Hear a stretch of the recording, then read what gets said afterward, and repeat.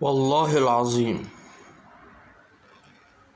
ما خرب مصر ودمرها وضيعها وضيع الإسلام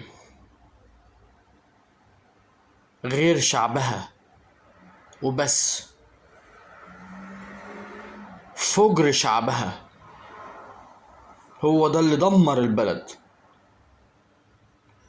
ودمر الشعب كمان. والله لو رجعنا زي زمان،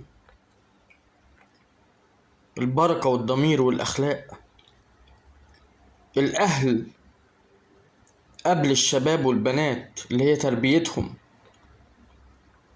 ما هو لأن انت بتشوف، لما تشوف واحد قذر واطي حقير، تربية أهله، ولما تلاقي واحد محترم وخلوق وطيب، تربية أهله.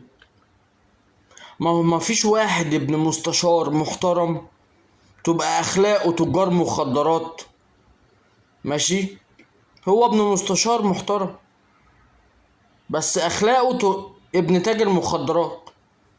تمام. للأسف ده بيبقى فاجر قوي قوي قوي قوي قوي قوي. تمام. وده احنا مش عاوزينه.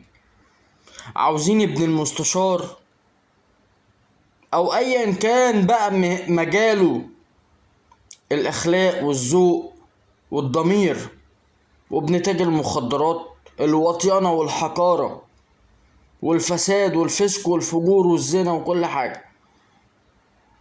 ما تخلطش ده مع ده. ما تجيبش ابن تاجر مخدرات تقول له اخلاق وضمير، ولا تجيب وتقول له ربنا، ولا تجيب ابن المستشار تقول له حقارة ووطيانة. ما ينفعش.